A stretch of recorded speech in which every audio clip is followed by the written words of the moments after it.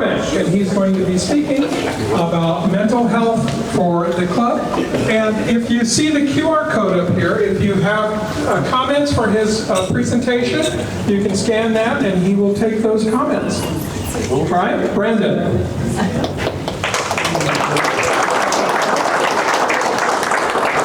Do you have the introduction form? I don't have the introduction, I'm sorry. Well, they don't even know who I am, so that's kind of why. That's the purpose of it. Well, anyways, okay. Yeah. Who usually handles speakers isn't here, and he didn't give us the introduction. So if you could just introduce yourself, that would be lovely. And Sure, yeah, of course. Okay.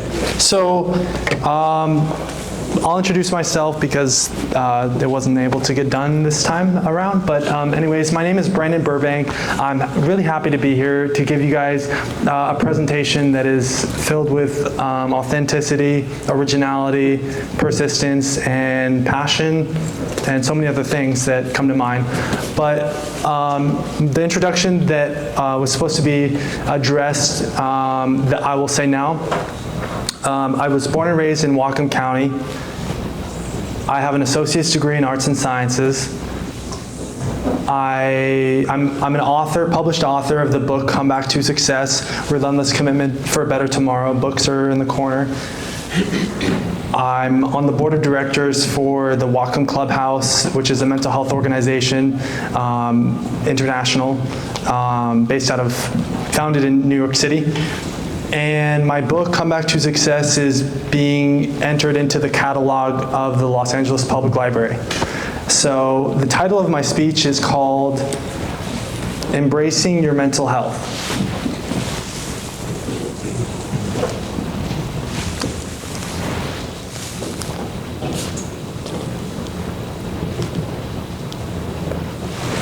All right, so let's get into it then. So my story. I'm going to start a little bit with my story so that you guys can all get an understanding and baseline of who I am, where I've come from, some of the experiences that I've had that have shaped me as a person, and why I'm here today, and how I'm still able to successfully articulate myself and being able to make an impact and deliver value to others in this community. So specifically on the topic of mental health, that's kind of why I'm here today, is because I was through the challenges and the trials and tribulations of my own life. I've been able to successfully create more opportunities to change my wellness, change my own dynamics of how I view myself, how I view my self-esteem, about how I look about myself when I look inside of the mirror. And because of that transformation process from a youngster to in my adult life, it has immensely changed the trajectory of how I've been able to successfully become this person that I am today, as I've gotten a wonderful pleasure of meeting many of you folks in this audience this morning. Okay, so some of the challenges that I've gone through were mainly related to mental health, have been after, around age 19 up until now, 27. But in my childhood, when it comes to mental health, there has not been a lot of serious challenges with my own story and my own mental health journey. And so kind of why I'm saying that is to show you that many people out there in this world suddenly go through a challenge or a trial and tribulation that's related to mental health, and they get to a point where they don't know how to overcome that mindset, that problem that is festering on in their own mind, in their own brain. And so I grew up in Whatcom County, like I said, and some of the experiences that I've had are unique because my parents were wonderful parents. They did a great job raising me and my sister, and I've had a lot of positive experiences that not every child gets to have. And so because of that, I definitely know that I feel fortunate for the things that have occurred in my life that were not good. I've been able to find more reflection and appreciation of where I've come from and knowing now and how I can help other people and really be a light, a leader, and an inspiration for others. And knowing that not every child does get a wonderful and a positive and a safe upbringing. So I graduated from high school with a 3.5 GPA from Squalicum High School in Bellingham, and I just excelled in sports as a kid, and I did a lot of activities that were very positive and spirit-based, faith-based. Christ included is a big part of my life and my journey, still till this day. And so that's kind of why I've been able to see how in all honesty, I've been in an environment that's been very sheltered, being in Whatcom County, and then also the type of household that I was raised in. And so that's kind of why I feel like I'm blessed to have this type of environment it's just made me who I am, and it's a part of my own story. And I don't really have any regrets or frustrations about how I was raised in my childhood and how it's shaped my life story till this day. Because I don't want to be bitter in my own life, in my own journey. I don't think it's right for me to deserve to treat myself badly about if anything has occurred to me that's been wrongly done to me in my life. I don't think that that's the right approach. I think the right approach is helping myself, relying upon the positive aspects of what's actually working in my life well, what's going well, and gravitating to that. Obviously, because of the fact that we all have so many challenges in our everyday lives that already flood our brains on a daily, that's why we have to realize, I've learned that to accept the things that I can't change and realize that I can still choose to be happy regardless of the challenges that life presents itself to me. Because I would say that many things are out of my control. Many things are out of your control in this life. And so by being able to just accept the realities of what is involved in your current state of mind and also your current situation, the only thing you can control ultimately is your mindset, is yourself, your actions and how you respond to those challenges, to the problems that are hard to navigate through. And so luckily for me and my persistence and faith and commitment towards my dream of being a professional speaker to help inspire other people around mental health, I didn't give up.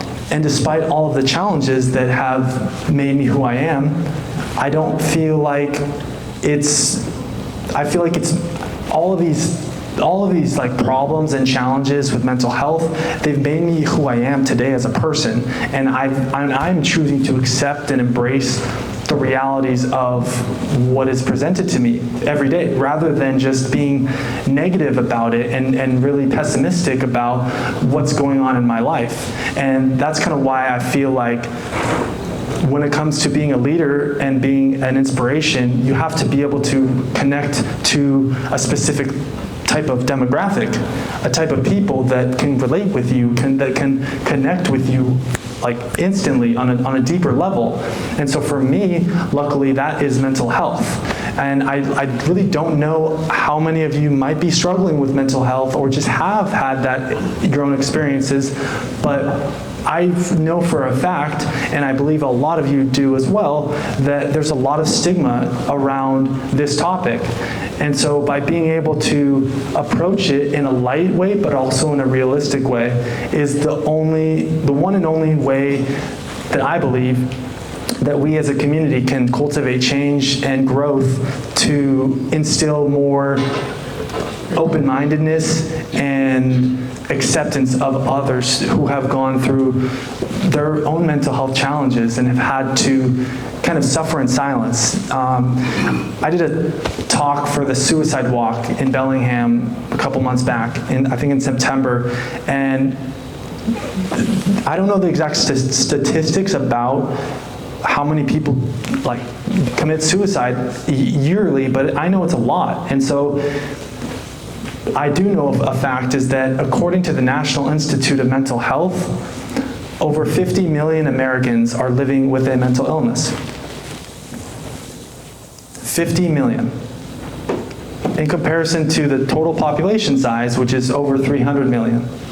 So if I'm saying this now, if you aren't going through some challenges or haven't, you might know somebody who actually is, or who has gone through it, or is still maybe needing that extra help and needing some guidance to maintain a healthy and happy lifestyle, which they really do deserve, I believe. But obviously, there's the two sides to the coin, because if somebody's going through their own mental health challenges, they have to be able to accept their reality, accept the problems that they're facing in their life, and being able to be willing to be vulnerable and ask for help, which I know firsthand is hard. So now I'm going to talk about 5 specific components that I believe will help give you more enlightenment, perspective, and direction on how to navigate through a mental health crisis. And whether you ever experience one or not, maybe you can share this information with somebody who you might come across with in your life. 5 steps. Step 1, develop self-awareness.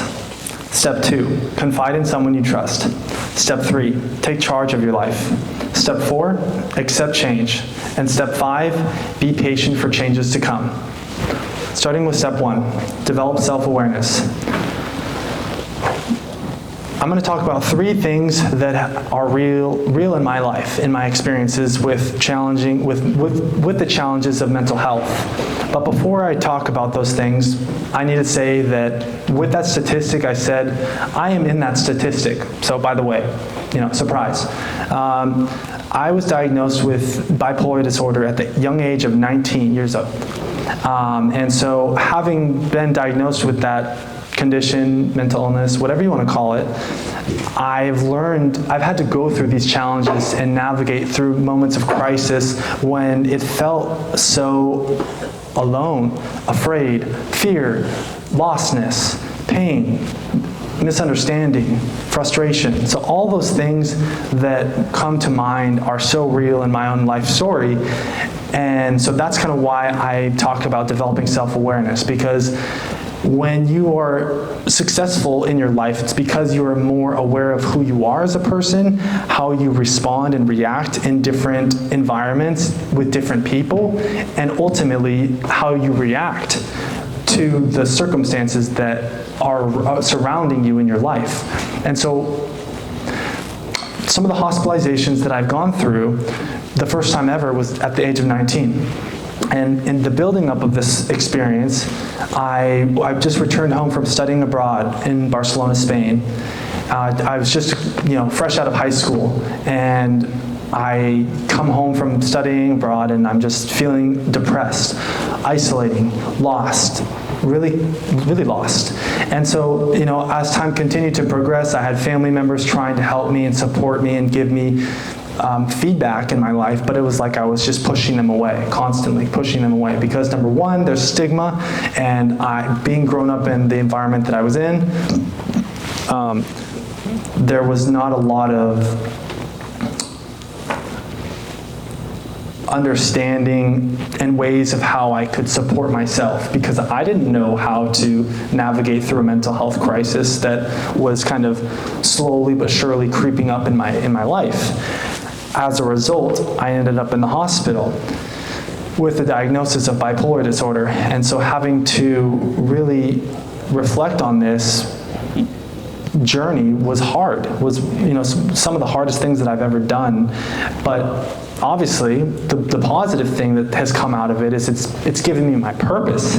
It's given me a sense of hope for myself and my life, and direction for other people, to show them that they can do it if I can do it too. Because I'm here on stage, by the grace of God, being able to be sane, like sanity, and actually having a good wellness and peace of mind to successfully articulate myself and literally communicate effectively with other people, which obviously many people who have mental health challenges are kind of lost or just in their own world sometimes. And I can understand with that perspective, because so many people, you're like, how do I relate with them if they're not well, or just they're not there?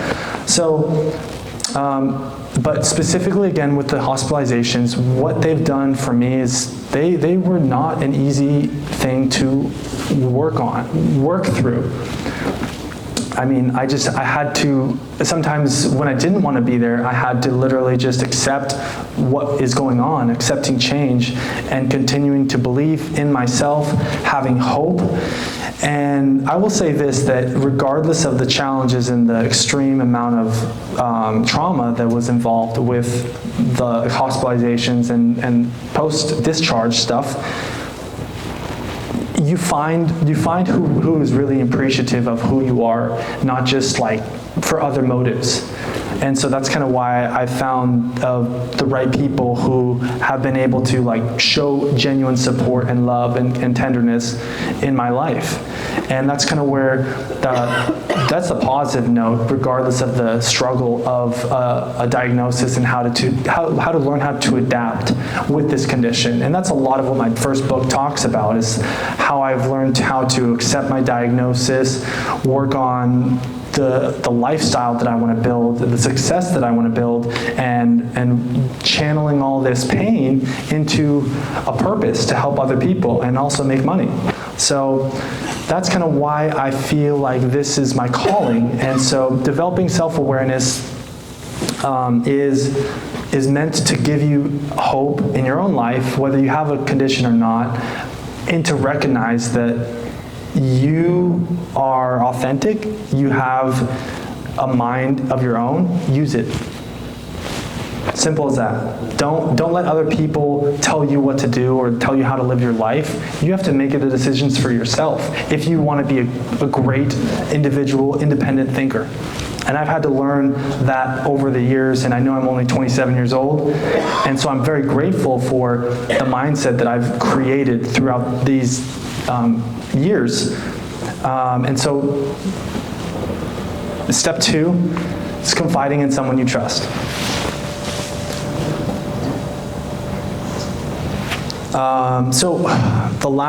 With confiding in someone you trust, the component that I will say about is an example of when I was returning home from studying abroad, and I was very depressed, very lost. My parents were like, you should go to a therapist. And at that time, I was like, I don't want to. And I went to the therapist though. She was asking me a lot of very good questions to try and understand who I was, that was like engaging emotionally, which we all need to have in order to understand ourselves better. Because if you're always just like direct, you're not going to get anywhere with yourself. So as a result, I didn't. I was just shutting her down and not being open.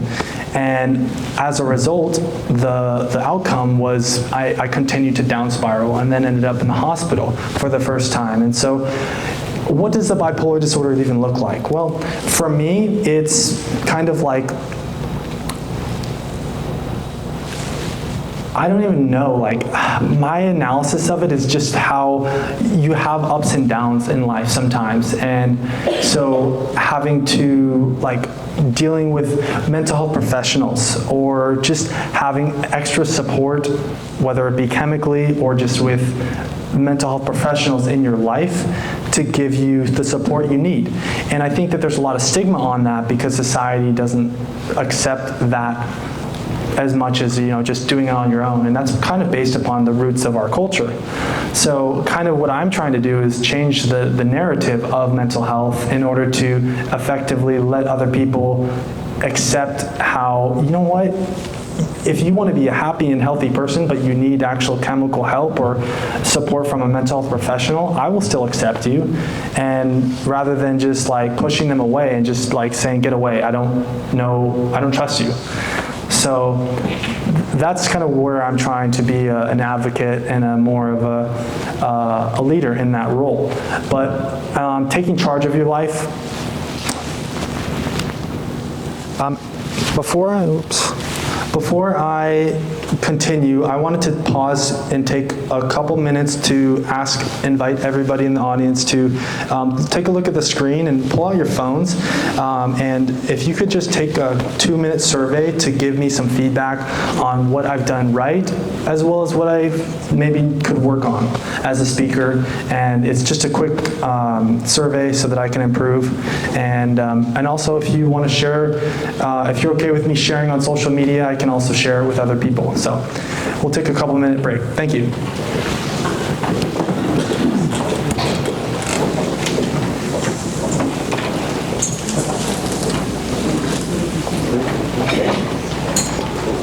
Our meeting ends at 7:30. So Yeah. is this the way you want to end?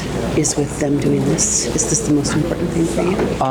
After this, I was going to finish up the speech and then do Q&A. We don't have time for that because we're at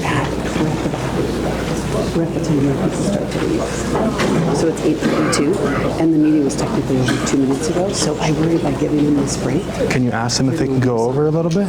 Maybe people don't have a rush. So I know that our meeting's supposed to end at 8:30, and I just want to ask that any of you who are able to stay for the conclusion, we invite you to stay, and anyone who needs to leave to get to work, we understand that as well. And if you would like to purchase one of Brandon's books, come on up afterwards, and or come now, and we... Afterwards. Afterwards? Okay, there you go. You're going to want to wrap it up in 5 minutes. You want this? Okay.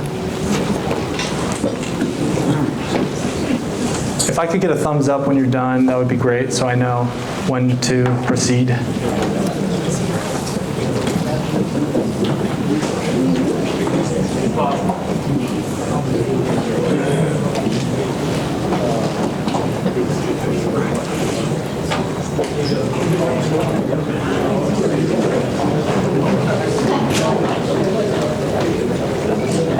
All right, so I'm going to continue and finish up, and then open it up for Q&A for those that have any questions.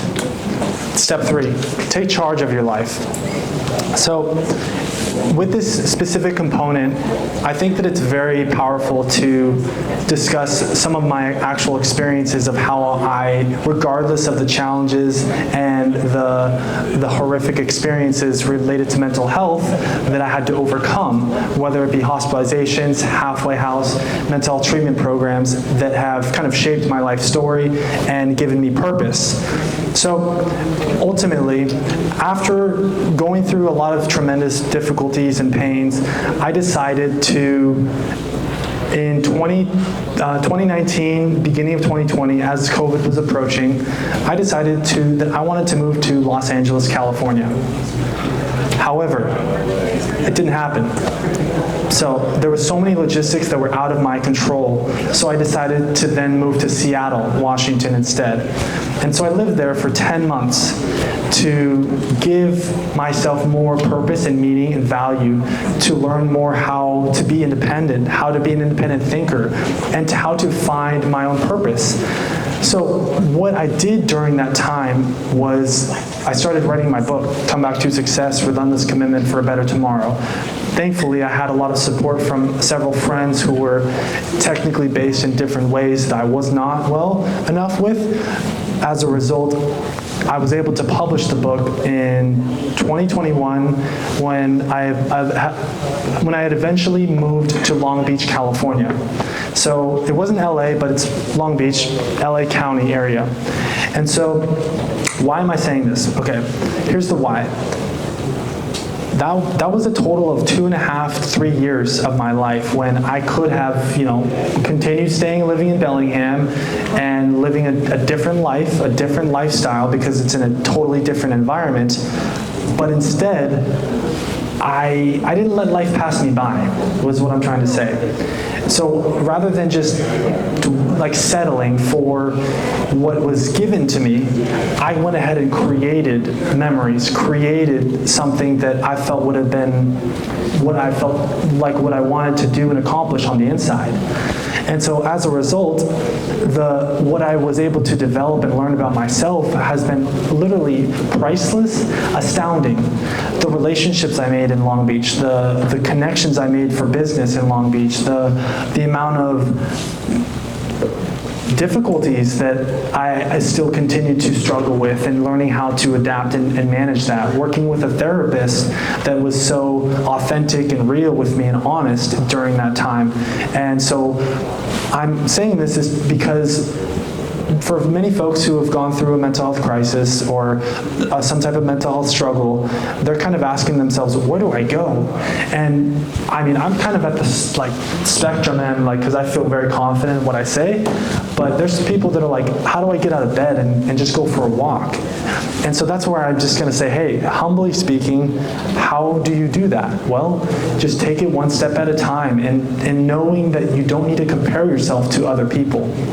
Yeah, did you want to say something? It's time. Oh. It's time. We got to stop. Okay, well, I'm going to wrap it up 1 minute, and then we'll do Q&A. No, we're going to have to do Q&A over here because there's a meeting that's waiting to start. Okay. Oh, there's a meeting. Yeah, there's a meeting that's going to be starting. Oh. But anyone who wants to talk to you, I think can come to wherever you are and ask questions, and that would be helpful. Yeah. Okay, thank you. All right, well, the last thing I'll say is, what do you need to do right now to take charge of your life? How can you continue to grow and find wellness in your own mental health journey? And this message was a purpose for inspiration, hope, and change. Thank you.